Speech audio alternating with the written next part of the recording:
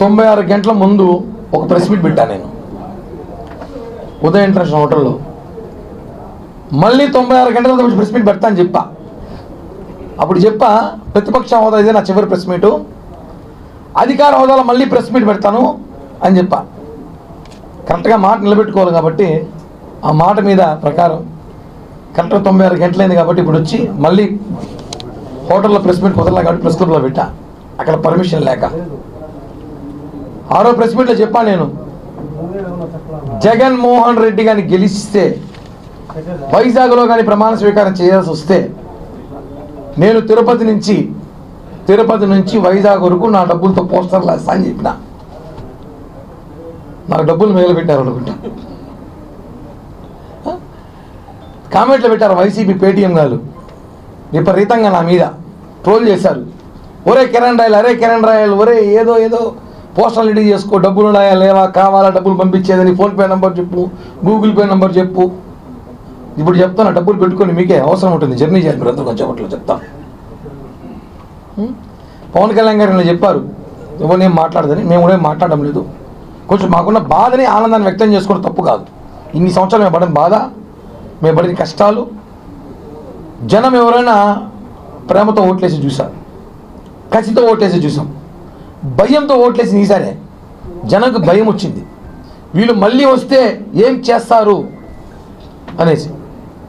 Assembly gate కూడా తాకని చెప్పినారు, ఈరోజు వాళ్ళ అసెంబ్లీకి రావడం మానేస్తారు. ఇంకా పాతాళాలను తొక్కుతామన్నారు పవన్ కళ్యాణ్ గారు. మేము కూడా అనుకున్నాం పాతాళం అంటే ఏదో అనుకున్నాం, ఇట్లాంటి పాతాళం ఎప్పుడు చూస్తున్నాం, చిన్న దెబ్బ కాదు. వైఎస్ఆర్ కాంగ్రెస్ పార్టీకి ప్రజల బిడ్డ జగనన్నకి ఇది అసలు 11 సీట్లు అనేది కూడా ఆయన ఆలోచిస్తాడు.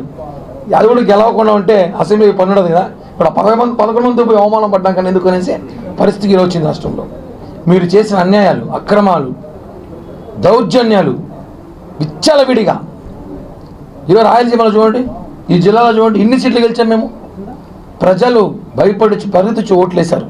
వీళ్ళు మళ్ళీ కానీ గెలిస్తే మనం ఎవరు బతకలేము, మనం ఎవరు ఉండలేము.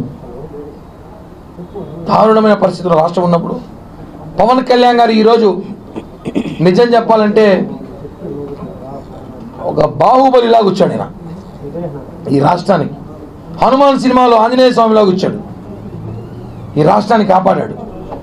నేను త్యాగాలు చేసిన పర్లేదు, నా సీట్లు పోయినా పర్లేదు, జగన్మోహన్ రెడ్డి అనే వ్యక్తి రాడు అని చెప్పాడు, ఛాలెంజ్ చేసి మరీ చెప్పాడు. చెప్పి చేసిన వ్యక్తి పవన్ కళ్యాణ్ గారు. ఈరోజు మనం చూసుంటాం, స్ట్రైక్ రేట్ 100%. మనం మ్యాచ్లు చూస్తుంటాం ఐపీఎల్, దానికన్నా పెద్ద స్కోరే కొట్టాం. 21 స్వీప్, 21 స్వీప్ అంటే చెప్పి చేశాం. భారతదేశ చరిత్రలో ఎవరు కూడా చెప్పిన పోటీ చేసిన ప్లేస్ 21 గెలుస్తున్నాం, 2 ఎంపీలు గెలుస్తామని చెప్పామంటే అర్థం చేసుకోండి మాకు ప్రజల మీద ఎంత నమ్మకం ఉందో మా నాయకుడు తెలుసు.